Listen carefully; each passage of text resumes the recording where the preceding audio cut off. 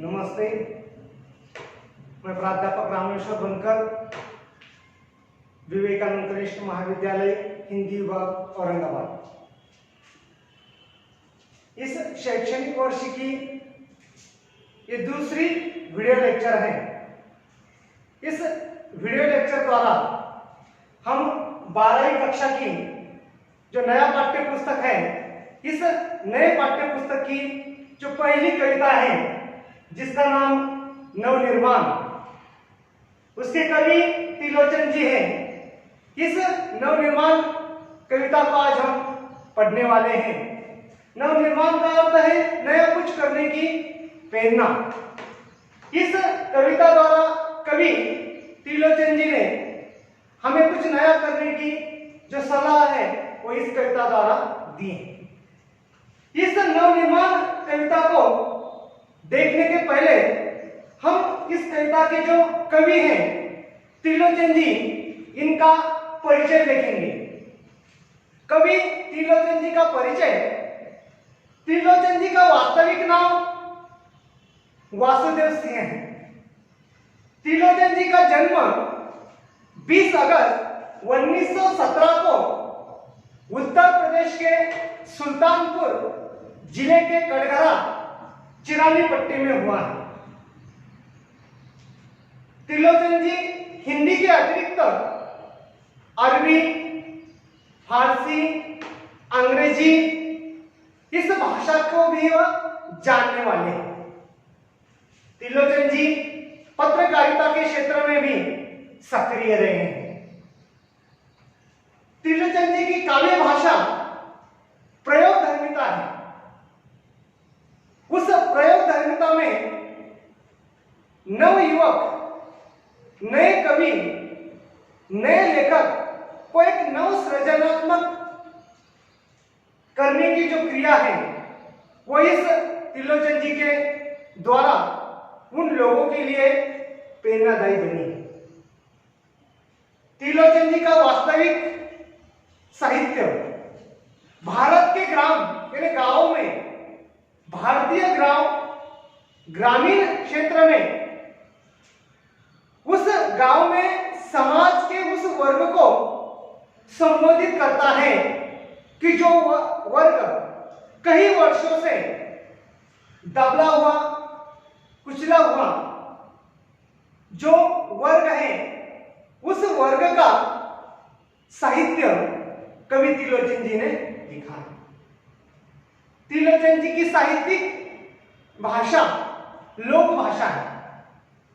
उस लोक भाषा के आधार पर उन्होंने सरल, सहज और मुहावरेदार भाषा के परिपूर्ण उनका साहित्य लिखा हुआ है। ऐसे महान व्यक्ति का मृत्यु, निधन 2007 में हुआ।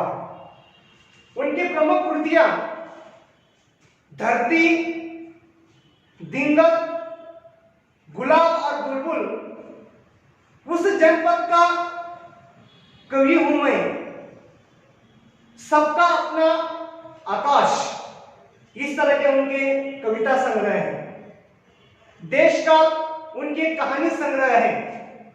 दैनंदिनी उनकी डायरी है आदि उनकी प्रमुख कृतियां हैं। विधा परिचय में हम इस कविता की जो नवनिर्माण कविता है एक नई विधा के आधार पर कवि त्रिलोचन जी ने बनाई है। उस विधा का नाम है चतुष्पदी। ये जो पहली कविता है त्रिलोचन जी ने जो कविता बनाई है ये चतुष्पदी है। चतुष्पदी किसे कहते हैं? 4 चरणों वाला छंद, उसे चतुष्पदी कहते हैं। यह चतुष्पदी एक चौपाइयों की तरह होती है। इसमें 4 चरण होते हैं। इसके प्रथम, द्वितीय और चतुर्थ में तुकबंदी होती है। तुकबंदी यानी क्या? तुकबंदी का अर्थ है कि एक जैसे शब्द लास्ट के पंक्ति पंक्तियों में एक जैसे समान शब्द होते हैं, उसे तुकबंदी कहते हैं। इस चतुष्पदी में भाव और विचार की दृष्टि से प्रत्येक चतुष्पदी अपने आप में पूर्ण होती है। दूसरा सारांश पाठ परिचय। ये जो हमारी त्रिलोचन जी की कविता है नवनिर्माण, इस नवनिर्माण कविता का सारांश क्या है, भावार्थ है, वह हम यहाँ पर देखने वाले हैं। तो देखिए, प्रस्तुत कविता नवनिर्माण ये चतुष्पदी है। इस चतुष्पदी के द्वारा कवि त्रिलोचन जी ने आशावादी जो विचार है उसे दृष्टिगोचर किया। वर्तमान समय में सामान्य मनुष्य के जीवन में आने वाला संघर्ष और उस इंसान को उस संघर्ष का कार्य करना उन्हें अनिवार्य है, यह सोचकर कवि मनुष्य को संघर्ष करने और अंधेरा यानी संकट को दूर करने की जो प्रेरणा है वो इस नवनिर्माण कविता द्वारा कवि त्रिलोचन जी देते हैं। मनुष्य के जीवन में व्याप, अन्याय, अत्याचार, विषमता और निर्बलता पर विजय पाने के लिए कवि बल और साहस एकत्रित करने की जो आह्वान है वो कवि इस कविता द्वारा मनुष्य के लिए करते हैं। जीवन में न्याय के लिए बल का प्रयोग करना समाज के उत्थान के लिए श्रेयस्कर होता है, ये भावनाएं कवि ने इस कविता द्वारा आपके सामने प्रस्तुत की। इस सत्य को अवगत करते हुए कवि त्रिलोचन जी का मानना है कि समाज में समानता, स्वतंत्रता तथा मानवता को स्थापित करना हमारे जीवन का मूल उद्देश्य है, यह कवि ने यहां पर बताया। कवि त्रिलोचन जी ने ये जो चतुष्पदी है, ये चतुष्पदी क्या है? यह एक काव्य का प्रकार है। त्रिलोचन जी ने पाश्चात्य साहित्य के इस प्रकार को हिंदी साहित्य में लाने का महत्वपूर्ण कार्य त्रिलोचन जी ने किया।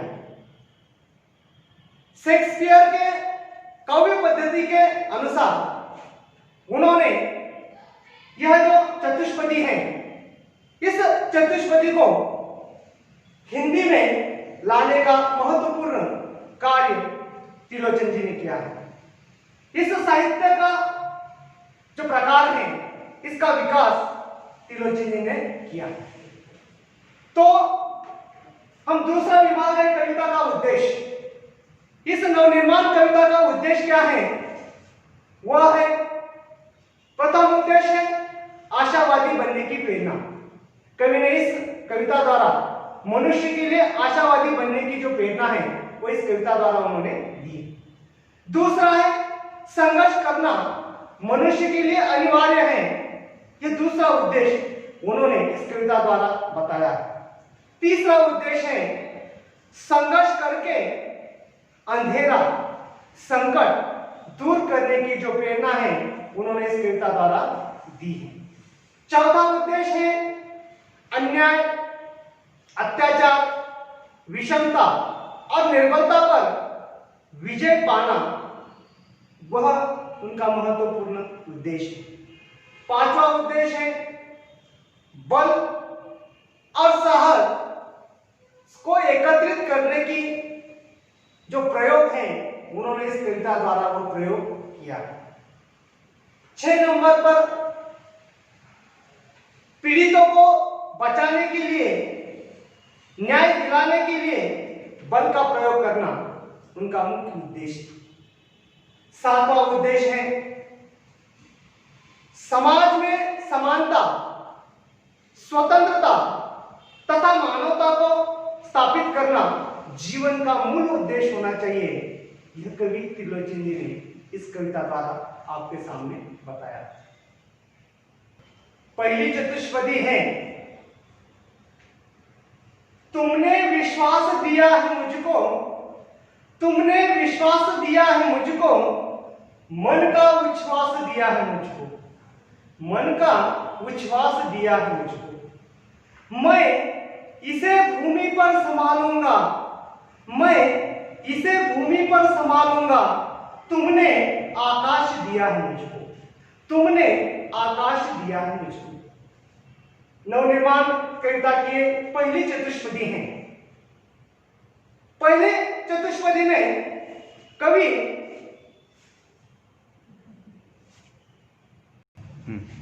इस चतुष्पदी में कहना चाहते हैं कि ईश्वर के प्रति, परमेश्वर के प्रति, भगवान के प्रति कृतज्ञता व्यक्त करते हुए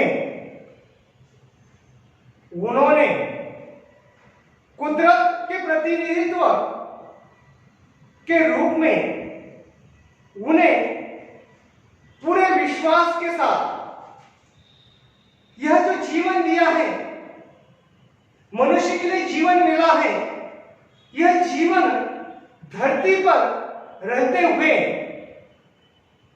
कवि कहते हैं कि भगवान ने हमें एक जीवन दिया है, यह श्वास दिया है। बड़े मेहनत के साथ, बड़े विश्वास के साथ भगवान ने हमें इस धरती पर ये जो जीवन दिया है, इस जीवन को कवि कहते हैं कि मैं विश्वास के साथ इस जीवन को धरती पर संभाल कर रखूंगा, ऐसे कवि ने यहां पर कहा है। उच्छ्वास का अर्थ है श्वास।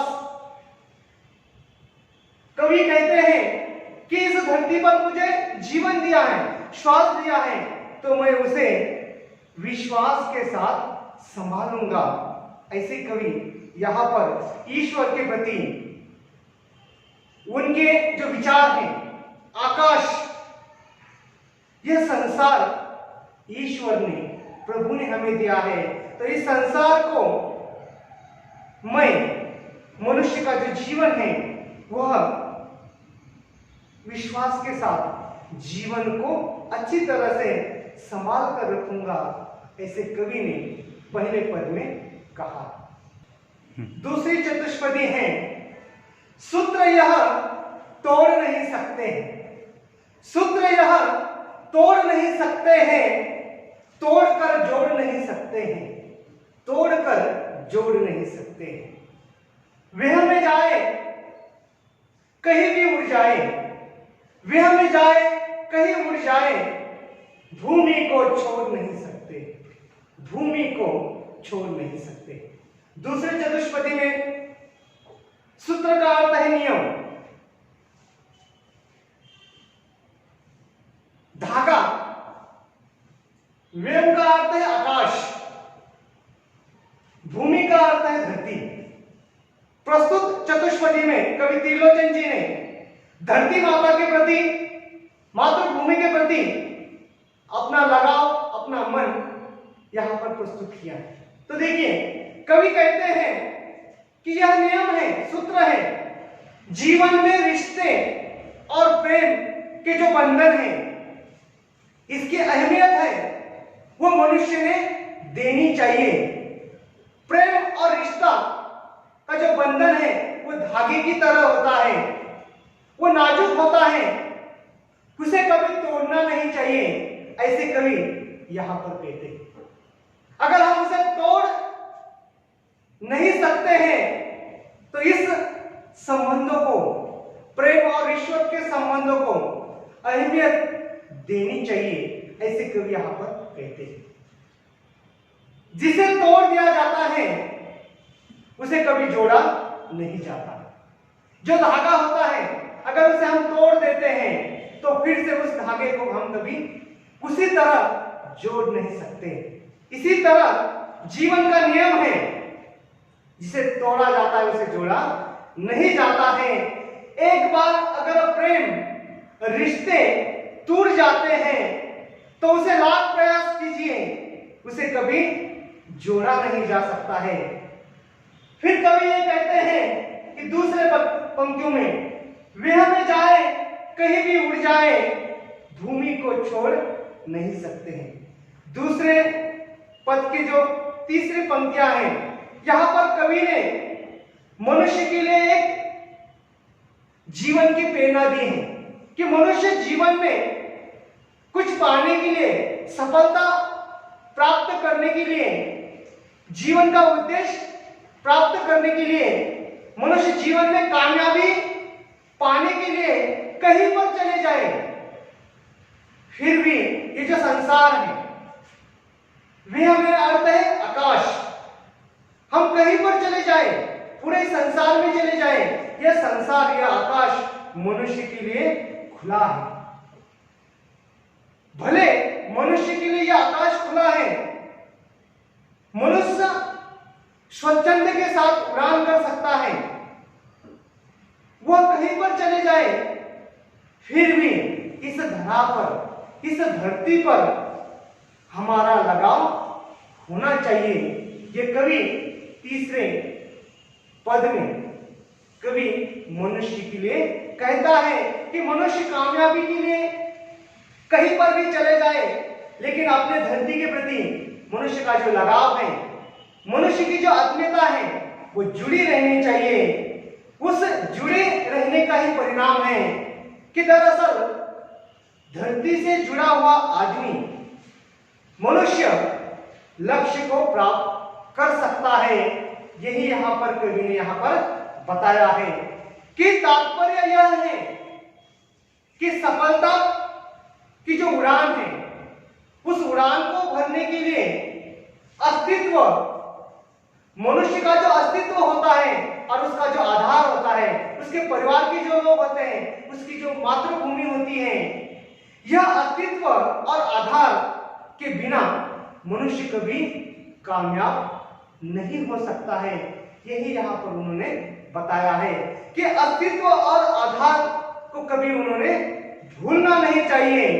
अपने मातृभूमि के प्रति जो उसका लगाव है, उसकी जो प्रेम है, वो प्रेम मनुष्य के मन में हमेशा बनाए रखना चाहिए। ये दूसरे पद में कवि यहां पर बताता है। प्रस्तुत तीसरी चतुष्पदी में सत्य है राह में अंधेरा है, सत्य है राह में अंधेरा है, रोक देने के लिए घेरा है, रोक देने के लिए घेरा है। काम भी और तुम करोगे क्या, काम भी और तुम करोगे क्या, बढ़ चलो सामने अंधेरा है, बढ़ चलो सामने अंधेरा है। इस तीसरी चतुष्पदी का भाव कवि ने, इस कविता द्वारा कवि मनुष्य के लिए आशावादी दृष्टिकोण को प्रस्तुत करता है। कवि कहता है कि सत्य है राह में अंधेरा है। कवि यह कहता है कि मनुष्य के जीवन में सत्य है, सही है कि मनुष्य के जीवन में अंधेरा है। अंधेरे का अर्थ है मुसीबतें, संकट। अंधेरे का अर्थ है कि मनुष्य के जीवन में संकट है, मनुष्य के जीवन में मुसीबत आने वाली है। कवि ये कहते हैं कि सत्य यह है कि मनुष्य के जीवन में अंधेरा है, मुसीबत से बना हुआ मनुष्य का जीवन है। रोक देने के लिए घेरा है। मनुष्य के जीवन में हर समय संकट का सामना आने वाला है। उसके जीवन में संघर्षमय और कठिनाइयों से उसका जीवन भरा हुआ है। जिस जीवन के पथ पर, जीवन के रास्ते पर अनेक समस्याएं हमारे जीवन में बाधा बनकर आने वाली है, वह मनुष्य को रोक देने वाले रुकावट बनकर वो मनुष्य के सामने आती है। पर मनुष्य को एक प्रेरणा कवि ने यहां पर दी है कि पर हमें यानी मनुष्य ने जीवन में कभी हताश नहीं होना चाहिए, कभी निराश नहीं होना चाहिए, और जो सामना है, संकट का जो सामना है, वह उन्होंने डटकर करना चाहिए, कोशिश करनी चाहिए। एक छोटी सी चिड़िया है, वो कोशिश करती रहती है।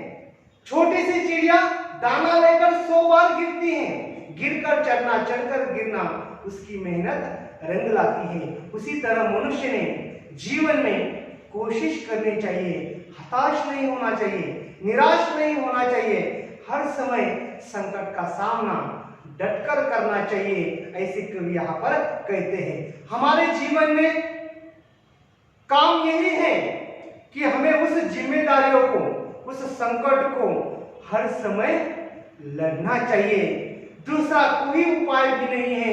इसीलिए जीवन में सदैव आगे बढ़ना चाहिए। बढ़ चलो सामने अंधेरा है। मनुष्य के जीवन में मनुष्य ने कभी रुकना नहीं चाहिए। संकट के समय मनुष्य ने धैर्य के साथ, साहस के साथ आगे बढ़ना चाहिए, सदैव बढ़ते चलना चाहिए। जीवन पथ के इस अंधेरे में मनुष्य का जो जीवन है वह संकटों से भरा हुआ है, तो इस जीवन के पथ पर, इस रास्ते पे हर समय कठिनाइयों का सामना करना चाहिए और आगे बढ़ता चलना चाहिए। बढ़ चलो सामने अंधेरा है, संकट भी आ जाए, कठिनाइयों का जो सामना है, निडर होकर जीवन में हार न मानते हुए मनुष्य ने वह सामना करना चाहिए। ऐसे आशावादी विचार कवि ने यहाँ पर प्रस्तुत किए हैं, ऐसे कवि ने यहाँ पर बताया।